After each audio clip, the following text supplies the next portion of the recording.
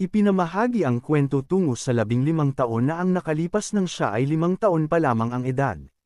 Nang dumating ang kanyang guro matapos sa isang paglalakbay, tila siya ay ibang tao na. Siya ay naging masungit at laging nadidismaya sa progreso ng kanyang mga disciples sa kanilang pagsasanay. Simula noon, siya ay palaging naririnig ang kanyang guro na umiiyak, at nagmumura sa pangalan ni Gu Feiyang. Kinabukasan, nagkaroon ng pagtitipon sa kanilang palasyo. Maraming dumalo na kilalang malalaking tao sa kontinente, habang ang batang si Yun Xiang ay nagtatago sa likod ng kurtina. Nakita at napakinggan nito na binigyan ng kanyang master ang mga bisita ng 5 9th-tier pills na siyang tinuturing na isa sa pinakamahalagang pills sa mundo, dahil sa pagkalimitado nito at matagal nang nawala ang paraan para makagawa nito. Sa kanilang palasyo, ay mayroon lamang 10 piraso ng ganitawag pills. Nagsalita ang isang matanda na si Marshal Sovereign Fu Qishu, at nagsabi na kahit anong iutos ng kanyang master, ay susundin niya ito ng walang kapalit. Kahit na ganoon ay ipinilit pera ng kanyang master na ibigay ang pills. Nagulat ang lahat dahil handa nag-Lady Night Palace na gawing regalo ang mga pills kahit na napaka-importante nito. Ang pangalan ng master ni Yun Xiang ay si Marshal Sovereign Heavenly Night Palace Lady Ku Hongyan, na siyang isa sa pinakamalakas at pinakamagandang nilalang sa buong kontinente. Isa sa mga 9 Heavens Marshal Sovereign na si Luan Junhao ang nagyabang, at sinabing masyado daw binibigyan ng importansya si Gu Feiyang at kinailangan pa daw talaga umabot sa puntong maglabas ng malaking pabuya. Sumagot si 9 Heavens Marshal Sovereign kung Yunakui at sinabing wag daw masiyadong pakakampante sa kadahilanang kahit marami sila ay iba pa ring kalaban si Gu Feiyang na siyang ikatlong pinakamalakas na emperor. Ang mayabang na 9 Heavens ay nagwika na siya lamang ay nasa seclusion ng mga panahong ginanap ang leaderboard placements, kaya hindi siya nakadalo at sa ngayon ay naghahanap siya ng pagpapraktisan at saktong-sakto namang dumating ang misyon para labanan si Gu Feiyang. Tinanong si Luan Junhao kung ano teknik na prinaktis nito na nagkaroon siya ng katapangan para labanan si Emperor Gu Feiyang. Si Luan Junhao ay mayabang na ipinagmalaki ang kanyang teknik ay tinatawag na Gang Palm Strike. Nagulat ang lahat dahil ang teknik na ito ay ang pinakaunang teknik na ginamit ng pinakamalakas na emperor sa panahong 10,000 ang nakalipas. Agad namang itong kinumpirma ni Luan Junhao na ito ang teknik na gagamitin niya kay Gu Feiyang at kahit pa raw ang ikaunang emperor na si Tyrant Ao Chang kung ang duamting ay kaya niyang talunin. Tumawa naman ng malakas ang 9 Heavens Marshal Sovereign at sinabing siya daw ay may nahanap na alas na 9th tier Zuan weapon kaya mataas ang tsansa na sila'y manalo. Dagdag pa ng isa sa 9 Heaven Marshal Sovereign na si Wen Guhao na silang 10 na nasa pagpupulong kasama si Night Palace Lady Ku ay hindi lang sapat kundi sobra-sobra pa na kahit ang ikauna at ikalo ang pinakamalakas na emperor ay dumagdag ay kayang-kaya nilang talunin. Si Yun Xiang na nakikinig lamang sa gilid ay nabigla sa kanyang nalaman dahil ito ang pinakaunang kaganapan sa kanilang palasyo na may nakatapak na lalaking mandirigma sa loob ng kanilang palasyo. Dagdag pa nito hindi lang isa kundi 10 sila at batid din Yun Sahang na dahil ito sa nalalapit na laban nila ni Emperor Gu Feiyang. Ang ilan sa kanila ay nag-aalinlangan kung darating ba si Emperor Gu Feiyang. Sagot ng isa ay malabo na itong dumating dahil kahit sino ay matatakot na lumaban kung alam nilang mayroong 11 na 9 Marshal Sovereign ang magiging kalaban. Isa sa mga 9 Marshal Sovereign ay may napagtanto at paano raw ang mangyayari kung si Emperor Gu Feiyang ay nagdala ng katulong kasama ang 10 pinakamalalakas na emperor. Natitiyak nila na isang disaster kung iyon ay magkatotoo. Sa kanilang pagyayabangan ay nagsalita na ang may pukana ng pagpupulong na si Night Palace Lady Ku at sinabing hindi si Emperor Gu Feiyang hihingi ng tulong kailanman dahil habang sila'y nagyayabangan ay lingid sa kanilang kaalaman na si Emperor Gu Feiyang ay nag-aantay na sa labas. Nagtatakang tanong ng lahat kung nasaan daw si Emperor Gu Feiyang kung sabi ni Lady Ku, na narito na ito. Tinanong pa nila kung nagkamali ba ng hula si Lady Ku subalit sinagot niya ito na hindi siya nanghuhula. Tinanong ni Lady Ku ang 10 Marshal Sovereign kung hindi ba nila nararamdaman ang pagbabago ng ihip ng hangin. At doon na nga nagsimulang makaramdam ang 10 9 Marshal Sovereign. Isang malakas na hangin ang bumulusok sa pinto at nang tinignan nila ang kalangitan ay namuo ang isang napakalaking kamay na malapit ng tumupok sa kanilang kinaroroonan. Batid nila na ito ay ang Great Cloud and Wind Palm ni Emperor Gu Feiyang. Naramdaman nila ang lakas nito at agad na nagkasundo na kailangan nilang 10 na magtulong-tulong para lamang malabanan ito. Inilabas na nila ang mga kanya-kanyang alas at sinalubong ang atake ni Emperor Gu Feiyang. Sa isang iglap ay natalo ng sabay-sabay ang 10 martial sovereign. Habang sila'y nakabulagta ay hindi pa rin nila lubos maisip kung paano sila natalo, kahit na 10 na sila at gaya ni Gu Feiyang ay pare-parehas lang naman silang 9 Heavens martial sovereign.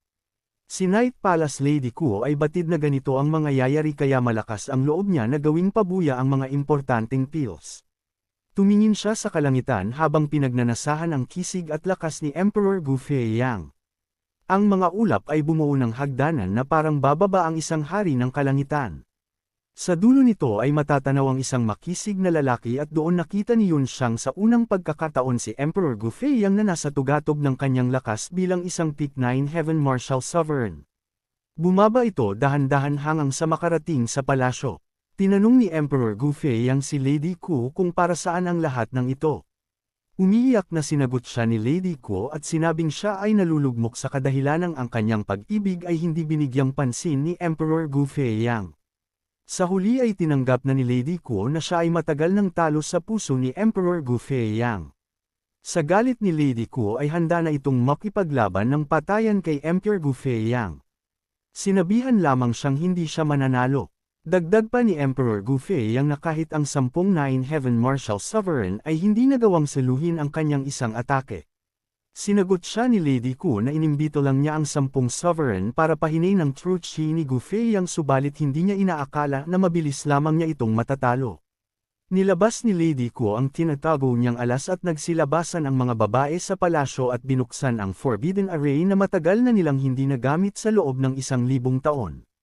Si Lady Ku ay lumabag sa rules ng kanilang palasyo para lamang ma-activate ang array formation na ito. Gamit ang formation ay handa si Lady Ku na patayin si Gu Feiyang. Sa loob ng array na ito ay maituturing na Diyos si Lady Ku dahil nagagawa niyang humiram ng lakas sa mga bituin. Batid ni Emperor Gu Feiyang na hindi magiging madali ang laban kaya naman nilabas niya ang kanyang pambihirang sandata na itinuturing niyang matalik na kaibigan. Sa isang sandali ay naglabas ng Ketikot takot na lakas si Emperor Gu Feiyang at nagmistulang Diyos sa harap ni Lady Ku. Nagsalpukan ang dalawang malakas na puwersa. Nakita ni Yun Xiang kung gaano kalakas ni Emperor Gu Feiyang at unti-unting nahumalig dito, subalit sa lakas ng pressure na dulot nito ay nawala ng malay si Yun Xiang at hindi na nalaman ang susunod pang nangyari. Nalaman na lamang niya na si Lady Ku ay pumasok sa isang seclusion at isinarado ang palasyo. Lahat ng disciples sa palasyo ay umalis na at naghanap ng bagong papasukang palasyo. Samantala si Yun Xiang ay naglakabay para lamang muling makita si Emperor Gu Feiyang. Sa kanyang paglalakbay ay nalaman niya na ang kanyang master na si Lady Ku ay natalo sa labanan nila ni Emperor Gu Feiyang. Kumalat ang balita na si Emperor Gu Feiyang ay nanalo sa 10 9 Heavens Martial Sovereign at Lady Ku ng Night Palace. Hindi nagtagal ay napalitan ng balita ng masamang pangyayari kung saan si Emperor Gu Feiyang ay namatay sa Tiandang Mountain. Hindi makapaniwala si Yun Xiang dahil walang kung sino man ang kayang pumuslang kay Emperor Gu Feiyang. Kinalaunan nakarating si Yun Xiang sa bansa ng Tianshui na kinalalagyan nila ngayon. Dito siya nanatili sa kadahilanang sa lugar na ito ay matatagpuan ang isang mythical na statue ni Emperor Gu Feiyang na walang kapantay sa buong kontinente. Sa kasalukuyan, tiningnan niya si Li Yunxiao at naalala niya ang kanyang mga kilos nang nakipaglaban ito kay Lan Xuan na tila katulad ni Emperor Gu Feiyang. Itinanong muli ng unang prinsipe si Yun Xiang kung sino ang lalaki, ngunit tanging nasagot na lamang ni Yun Xiang na ito'y pumanaw na. Tinanong siya niya kung ano ang nagawa nito upang maging bukas puso sa kanya, at ibinahagi niya ang lahat ng mga tagumpay ni Gu Feiyang. Nagawa niyang bumuo ng pinakamalakas na Xuan weapon na kayang pumaslang ng mga bituin. Siya rin ang pinakabatang nakarating sa 9th tier refiner at kinilalang pinaka-famous na elder sa Alchemist Association. Sa Crimson Crescent City ay nagawa niyang wasakin ang pinakamatibay na depensa sa isang atake lamang. Nagawa niyang paslangin ang isang pinakamalakas sa kontin. Sa Eastern Seas ay nagawa niyang tulungan ang kanyang kaibigan na ubusin ang nilalang sa katubigan na may sakop na 8,000 mile. Nagawa niya ring pakilyusan ang hari ng karagatan at patungan siya ng decree ng kamatayan. Sa Holy Land ay nagawa niyang masuppressed ang isang batalyon ng mandirigma. Nagawa niyang makamit ang titulong ikatlo sa pinakamalakas na emperor at higit sa lahat ay nagawa niyang sugpuin ang 10 Nine Martial Sovereign sa isang atake lamang at tanggihan ang isang babae na tinaguri ang pinakamaganda sa buong kontinente na may itsurang Diyos. Yan lamang ang nabanggit ni Yun Xiang at sinabing kapag nagawa niya lamang ang ilan sa mga yan ay papayag siya sa gusto nitong kasal. Lahat ay nagulat, kabilang na si Li Yun Xiao. Iniwan ni Yun Xiang ang silid ng pagtitipon. Sa isip-isip ng ikalawang prinsipe ay kung pumayag si Yun Xiang, magkakaroon sana ang unang prinsipe ng isang general sa kanyang panig. Ang disciple na si Meng Bai ay hindi alam kung sino ang tinutukoy ni Yun Xiang kaya pinaliwanag ito ni Meng Wu kay Yang Bai. Sa gayon, nagsimulang insultuhan ni Meng Bai at ng mga kaibigan ni Li Yun Xiao si Gu Feiyang sa kanyang pagkawala ng pagkakataon na mapang-asawa ang pinakamagandang babae sa planeta noong panahon na iyon. Sa isip-isip nila Meng Bai at ng mga kaibigan ni Li Yun Xiao si Emperor Gu Feiyang ay bakla. Hindi alam ni Li Yun Xiao ang kanyang sasabihin nang biglang sumulpot si Princess Roxo at humiling ng regalo na inihanda niya para sa kanya. Sinabi ni Li Yun Xiao sa lahat na nais niyang magtanghal ng isang pyesa ng musika para sa kanya. Tinawag siyang broke ng butler na si Li ngunit inilagay lamang ni Li Yun Xiao si Li sa tamang lugar at ipinaalala sa kanya na siya ay alipin. Si Princess Roxo ay labis na nasasabik, at ang iba ay nagsisimulang maging seloso dahil gumastos sila ng malaki upang magdala ng regalo para sa kanya, ngunit ang prinsesa ay gusto lamang pakinggan ang musika ni Li Yun Xiao na walang ginastos. Nagsimula si Li Yun Xiao na magtanghal gamit ang kanyang instrumento, at nagulat ang lahat nang marinig siyang tumutugtog ng The Guangling Odyssey. Hindi sila makaniwala sa kanyang naririnig at nakikita, lalong-lalo na si Princess Roxo. Bigla, may nagtakbuhan sa loob ng sala ng piging upang iulat na lahat ng mga bulaklak sa hardin ay sumibol ng buo, at nagtaka ang lahat kung bakit nagbubukadkad ang mga bulaklak sa panahong ito. Na-realize ni Commander Xiao na si Li Yun Xiao ay nagtanghal ng pisko na ginamit ng Diyos ng mga bulaklak upang magising at napilitan ang mga bulaklak na sumabog. Naalala nila ang kaganapan nangyari noon kung saang ang unang pagkikita ni Emperor Gu Feiyang at Night Palace Lady Ku Hongyan. Pinuri ng lahat ang pagganap ni Li Yun Xiao, ngunit sinubukang ibaba ni Li ang halaga nito. Agad naman pinabulaanan ni Li Yun Xiao si Li dahil ang kanyang ginawa ay hindi basta-basta lamang dahil kung hindi akma sa oras okasyon at kaganapan ay hindi mangyayari ang pagsibol ng mga bulaklak. Noon si Lady Kuo ay nasa bamboo forest kaya naganap ang pagsibol ngayon naman ay nasa pagtitipon si Princess Roxo kaya naganap ang pagsibol. Dagdag pa ni Li Yun Xiao na hindi ito alam ni Li dahil isa siyang alipin. Kinilig si Princess Roxo dahil inihalin tulad ni Li Yun Xiao siya sa kay Lady Ku. Subalit agad na nagbigay ng regalo si Li kay Commander Xiao para maiangat ang kanyang sarili, kahit natutol si Commander, dahil sa palagay niya ay pawala siyang nagawa upang makatanggap ng regalo. Isiniwalat ni Li na sa nakaraang labanan nila ni Marshal King Gaixia na 8 taon na ang nakakalipas, na nagdulot sa kanya ng isang injury na hindi magamot. Sinabi ni Li na mayroon siyang Clear Dragon's Eye na magagamit upang gamutin ang kanyang mga sugat at mapalakas ang kanyang cultivation. Nagulat si Commander Xiao dahil matagal na niyang inaalagaan ang kanyang injury nang walang pagbabago. Napagtanto ng hari na kung mawawalan siya ng kakayahan dahil sa injury, si Headmaster na lamang ang magiging Marshal King sa Tanshui, na magdudulot ng malaking epekto sa national power. Kaya't pinuri niya si Li para sa malaking kontribusyon nito at inalok ito ng anumang gantimpala na naisin niya.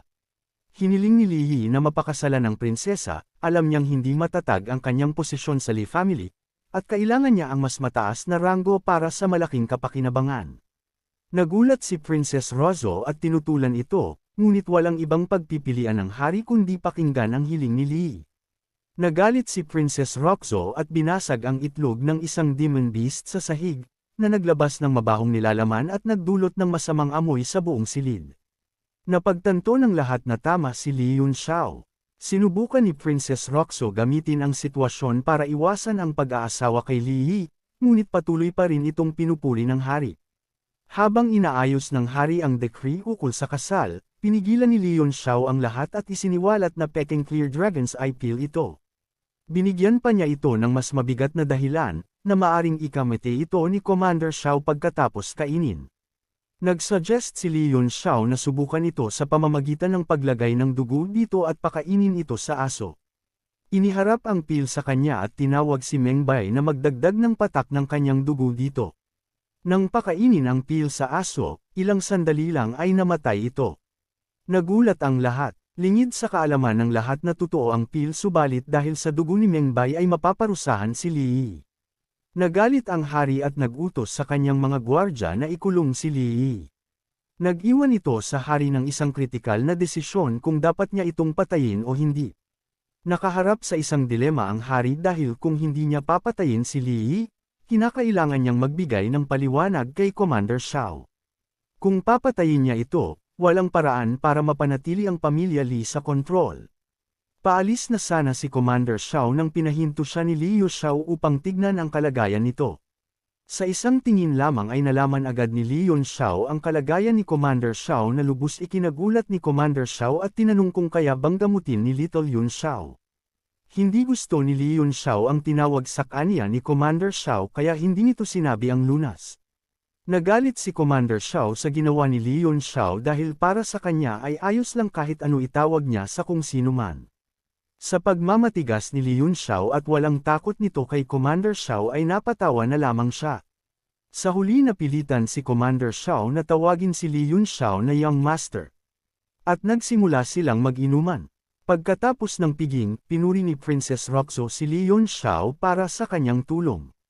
Sinabi ni Yang Xiao kay Commander Xiao na sasabihan siya kung may natuklasan siyang solusyon sa kanyang injury. Pagkatapos nito, pinuri siya ng kanyang mga kaibigan para sa lahat ng nangyari noon at tinanong siya kung paano niya nalaman na peke ang dala ni Li Yi. Ini-explain niya na hindi peke ang mga ito at isiniwalat ang totoong kwento tungkol sa trick na ginawa niya sa sala ng piging. Nagulat ang lahat na kinaya niyang gawin ito ng buong tapang sa harap ng lahat ng walang takot na mahuli. Sa kanilang pag-uwi, humiling ang pangalawang prinsipe ng Tanshui na magkausap sila niya. Subalit hindi pumayag si Li Yunxiao sa gusto ng prinsipe dahil ayaw niyang mapag-isa kasama ang isang lalaki. Agad naman nilabas ni prinsipe ang maraming babae sa kanilang gagawing pagsasalo. Kaya sa huli napapayag si Li Yunxiao. Agad silang nag-umpisang mag-usap. Sa gitna ng kanilang pag-uusap ay pumasok si Commander Bai Mo. Si Commander Bai Mo ay may kakayahang makita ang hinaharap at nakita nito na magtatagpo sila ni Li Yunxiao dagdag pa nito na ang ikalawang prinsipe ay ang susunod na magiging hari. Sinabi ni Commander Bai, kung tutulungan niya ang prinsipe sa proseso ng pagiging hari sa hinaharap ay tutulungan niya ang kanilang pamilya. Sa simula, hindi plano ni Li Yunxiao na makialam sa mga usapin ng pamilya Li, ngunit dahil ang katawan na kanyang kinikilala ay pinalaki ng pamilya Li, wala siyang ibang pagpipilian kundi maging bahagi nito. Iniisip niya na ang pagkakaroon ng kasiguraduhan at malakas na suporta para sa pamilya Li ay kabayaran sa pagkakaroon niya ng buhay. Hiniling niya sa prinsipe na pangako na ang pamilya Li ay laging magkakaroon ng kasaganaan, prestihiyo, at kapayapaan.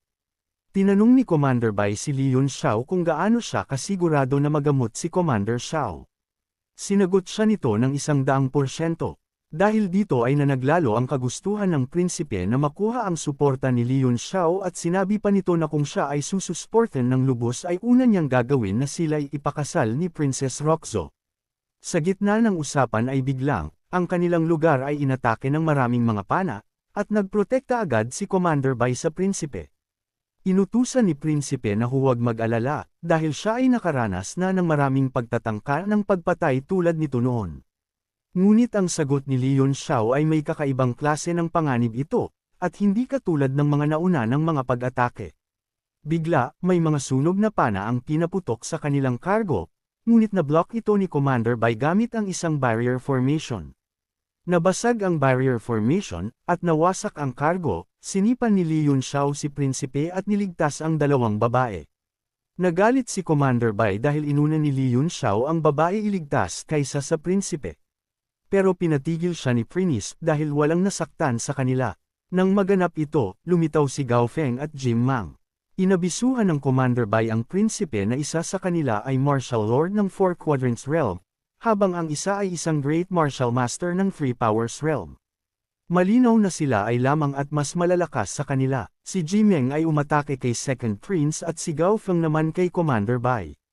Sa atakeng ginawa ni Jimeng ay nasalag ito gamit ang Brahman embroidered flag of oceans and clouds na likha ni Lord Yang Di at tanging Martial King lamang ang kayang makabasag nito. Subalit ang artifact ay depekto at isang oras lamang ang kayang itagal nito. Dahil hindi pa niya kayang patayin ang prinsipe, naisip niyang atakihin si Li Yunxiao at ang dalawang iba pang kasama nito. Nagsabi si Commander Bai na tumakbo sila at humingi ng tulong mula sa mga reinforcements habang sila ay umaalis. Ginamit ni Jimeng ang isang teknik ng espada na tinatawag na Peach Blossom Sword Intent para pigilan sila sa pagtakas. Subalit sinabi ni Li Yunxiao na hindi tama ang ginagamit niyang teknik, kaya't inilabas niya ang kanyang espada upang ipakita kung paano ito dapat gawin. Sa pagkakita ni Jimeng sa demonstration ni Li Yunxiao, napahiya siya. Sa loob ng 30 taon, araw-gabi siyang nag-practice sa paggamit ng Peach Blossom Sword, subalit kumpara kay Li Yunxiao, mababa ang kalidad ng kanyang sword intent. Dahil nabighani si Jimeng ay tinanong niya si Li Yunxiao kung sasama ba siya rito ay matuturuan ba siya. Sinagot siya ni Li Yunxiao na ang Plum Blossom Technique ay maganda subalit marami pang masigit dito at kung sasama ka sa akin ay maari niyang matutunan ang higit pa rito. Nakita ni Gao Feng na desididong sumunod si Jimeng kay Li Yunxiao, kaya't umalis ito.